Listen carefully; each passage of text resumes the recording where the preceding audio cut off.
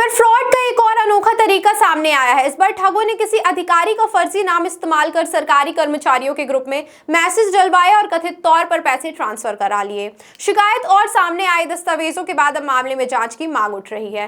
रीवा में नायब तहसीलदार के नाम का कथित तौर पर इस्तेमाल कर साइबर ठगी किए जाने का मामला सामने आया है। शिकायत के मुताबिक आरोपी ने खुद को नायब तहसीलदार अशोक मीणा बताकर स्वास्थ्य विभाग से जुड़े लोगों और कर्मचारियों के ग्रुप में संपर्क किया। आरोप है कि ग्रुप में मैसेज भेजकर अधिकारी के नाम और पद का भरोसा दिलाया गया और अलग अलग काम के नाम पर पैसे ट्रांसफर करने के लिए कहा गया। शिकायत में बताया गया है कि इस पूरे मामले में करीब 53,000 रुपए की ठगी की गई। शिकायतकर्ता ने अधिकारियों को दिए आवेदन में बैंक ट्रांजैक्शन और कथित तौर पर पैसे मांगने वाले मोबाइल नंबरों का भी उल्लेख किया है। मामले का सबसे बड़ा चौंकाने वाला पहलू यह है कि ठग ने सिर्फ व्यक्तिगत रूप से फोन नहीं किया, बल्कि ग्रुप में मैसेज के जरिए अधिकारी की पहचान और पद का भरोसा पैदा करने की कोशिश की।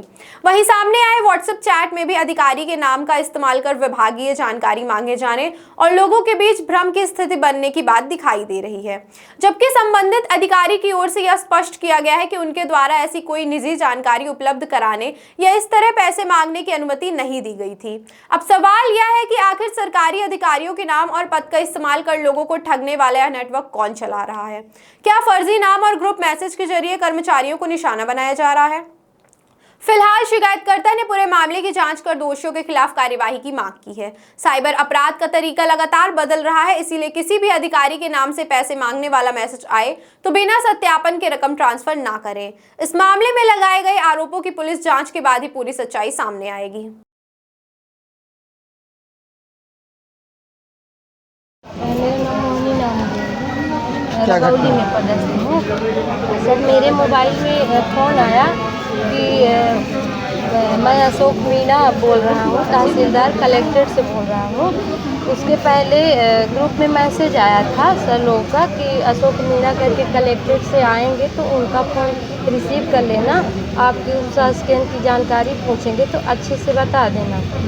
तो जब फ़ोन आया उनका तो एक बार रिसीव नहीं की, फिर दोबारा फ़ोन जब आया तो रिसीव की तो डांटने लगे, बोले कि हम कलेक्ट्रेट से बात कर रहे हैं और फ़ोन क्यों नहीं उठा रही हो, तुम इस सब सेंटर से ये नाम बोल रही हो, तुम्हारे सुपरवाइज़र का नाम रमेश चौधरी है डॉक्टर, एमओ का नाम चंद्र प्रताप सिंह है डॉक्टर, और तुम्हारे बीएमओ का नाम और बीपीएम का नाम, बीपीएम कार्य उनकी वाइफ करती हैं, पूरे एनएम और सीएचओ का नाम बताए हमारे सेक्टर में। तो हम सोचे कि हमारे डिपार्ट के ही कोई लोग होंगे, इसीलिए इस तरह से कोई मतलब जानकारी दिए होंगे, इसीलिए इस तरह से बोल रहे हैं।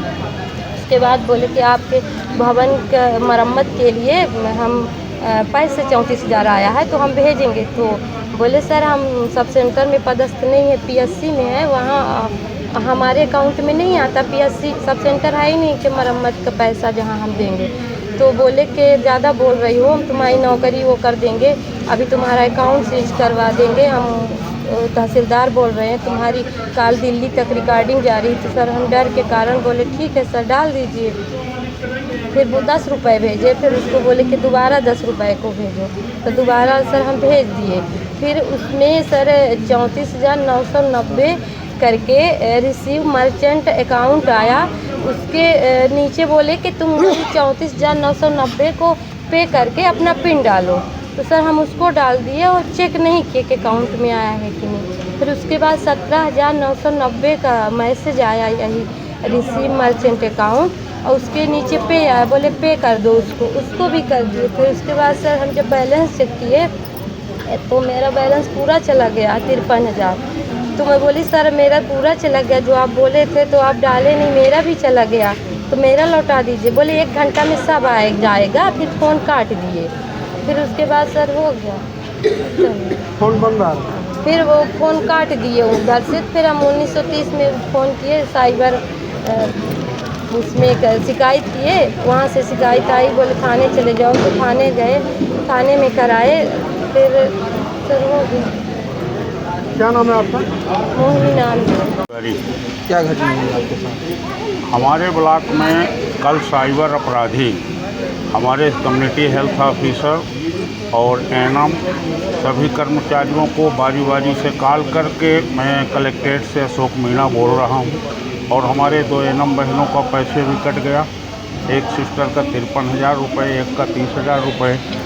और हम माननीय कलेक्टर महोदय से चाहते हैं कि साइबर अपराधियों को पकड़ करके हमारे पैसे रिफंड कराया जाए, इसलिए हम सब लोग आए हैं। हमारे किनका पैसा गया, क्या नाम है उनका? विश्वमोहिनी नामदेव और रीता पनका एक रगौली में पदस्थ हैं। विश्वमोहिनी नामदेव, रीता पनका हमारे PSC ईड़ा में पदस्थ हैं। क्या कह के फोन गया था? फोन में क्या मैसेज गया था? फोन में रीता पनका, मैं उस स्वास्थ्य केंद्र आपके साथ भी घटना हुई? जी, यही पूरी घटना जिस तरह जिसकी उनके साथ हुई है यही पूरा फोन मेरे पास भी कितना है। पैसा आपको गया?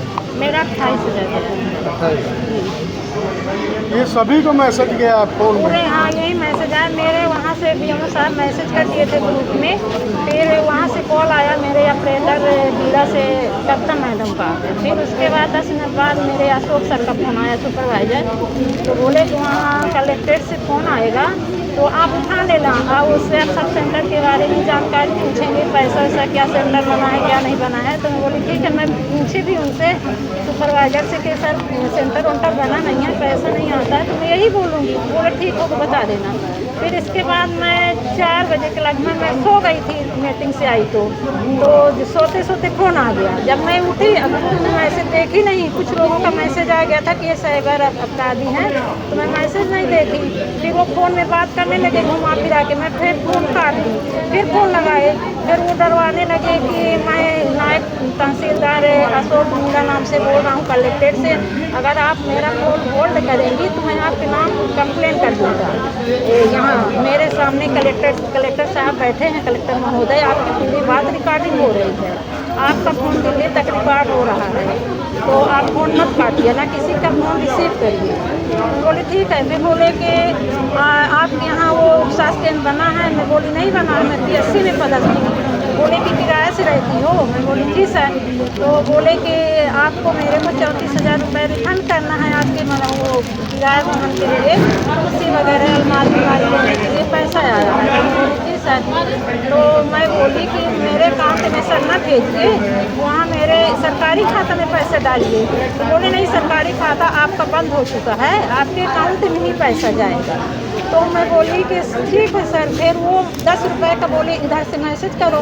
तो मैं बोली फ़ोन पे मेरा नहीं चलता है सर, मेरे से नहीं आता है फ़ोन पे। कहीं नहीं, आप झूठ बोल रही हैं, मेरे को पूरा डिटेल हो गया है, तुम फ़ोन पे चलाती हो। तो बोली कि नहीं करोगी तो मैं अभी तुम्हारी नौकरी भर लूँगा, अभी ऐसे बोले, धमकी दे दिए। फिर बोले मैं 10 रुपये कर दी, फिर मेरे से नहीं आ रहा। फिर मेरे बगल में हस्बैंड, कहीं हस्बैंड कहाँ तुम्हारे में, बोली बैठे हैं, कहीं उनको फ़ोन दो।